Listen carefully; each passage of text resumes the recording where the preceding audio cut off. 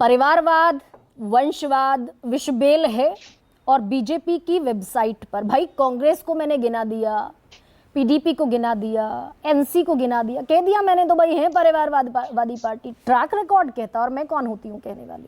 लेकिन बीजेपी की वेबसाइट पर है हम जाति, वर्ग, धर्म, वंशवाद के खिलाफ हैं। ये परिवारवाद है बीजेपी में या प्रदीप जो कह रहे हैं वो जायज़ कह रहे हैं, हम एग्जिजरेट कर रहे हैं? गरिमा जी, आपने बहुत लंबी बहस कर ली और इतने सारे नाम आपने गिना दिए, मुझे लग रहा था कि प्रोग्राम चलेगा ही नहीं चलेगा, आप नाम ही गिनाते रहेंगे। तो परिवारवाद को देखिए, हम लोग परिभाषाएं जो है ना, खास तौर से राजनीतिक दल अपनी सुविधा से करते हैं, अपनी सुविधा से बनाते हैं।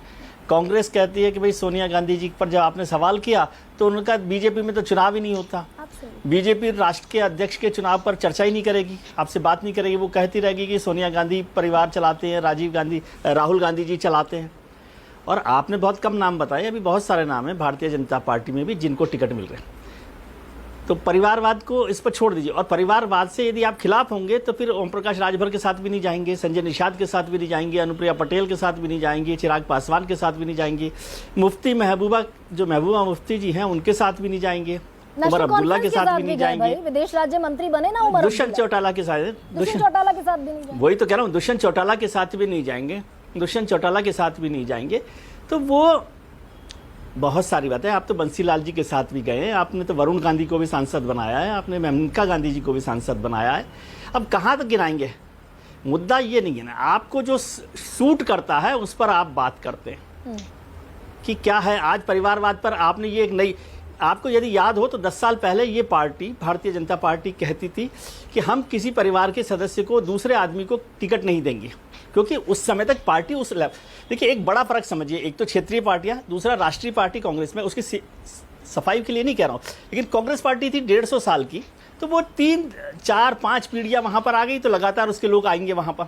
भारतीय जनता पार्टी अभी 30 साल 40 साल की हुई है, तो अब उसकी नेक्स्ट जनरेशन वहां पर आने लगी। 10 साल पहले आप पूछती तो वहां पर वो नाम नहीं थे। बिल्कुल ठीक है, समझे? असली बात ये है, इसको समझने की जरूरत है। तरुण गोगोई के बेटे आ गए, हाँ, तो वो अब सब आ गए ना, राजनाथ जी के भी बेटे आ गए, सबके बारी है ना, बीजेपी भी वही सबके बेटे आ गए।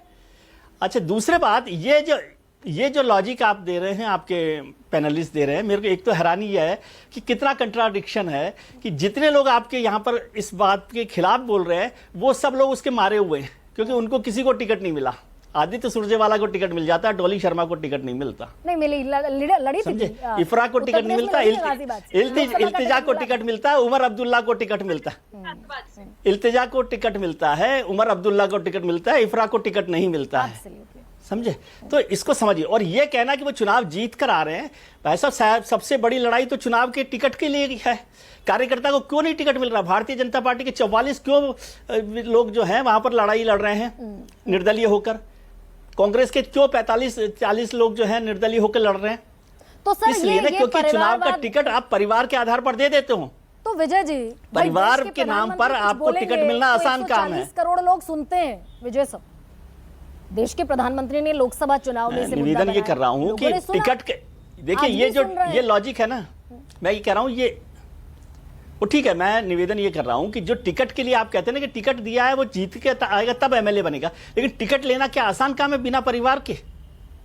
आदित्य सुरजेवाला को टिकट मिले या आदित्य ठाकरे को टिकट मिले या उमर अब्दुल्ला जो हार जाए, आप क्या करते हो पार्टी में जब बैठते हो सीडब्ल्यूसी में या सीईसी में, भाई इसने पिछली बार हार गया था, इसको नहीं देंगे टिकट, ये इस बार नहीं हो रहा। उमर अब्दुल्ला साहब हार जाते हैं, उसके बाद 2-2 जगह से टिकट चुनाव लड़ रहे हैं, आदित्य सुरजेवाला चुनाव लड़ रहे हैं, और तमाम बहुत सारे नाम है। और इसमें कोई कांग्रेस बीजेपी किसी की बात नहीं है। तो टिकट मिलना, कार्यकर्ता 25-25 साल 30-30 साल काम करते हैं, उनको टिकट नहीं मिलता, ये परिवारवाद का नुकसान नहीं है क्या? मेरे को हंसी इस बात पर कि जितने प्रवक्ता हमारे यहाँ बोल रहे हैं वो सब उसकी मार खा रहे हैं, वो सब उसकी मार खा रहे हैं। इन सबसे रिजाइन करा देना चाहिए क्या? सब इस्तीफा दे दें, सब त्याग पत्र दे दें, और कैबिनेट में सिर्फ वो लोग रहे, रिजाइन नहीं करा दीजिए जिनका फैमिली ट्री नहीं है। देखिए, ये सारी गलती आपकी है गरिमा जी, कि आप क्या है कि जो बोल रहे हैं उसी को सही समझती हैं, उनकी कोई प्रॉब्लम नहीं है, वो तो बोल रहे हैं ना, ये तो नहीं कहा कि हम ये मानते हैं। आप इसको ऐसे ही मान लेते हैं कि भाई ये कह रहे हैं तो इसका मतलब मान ही रहे होंगे।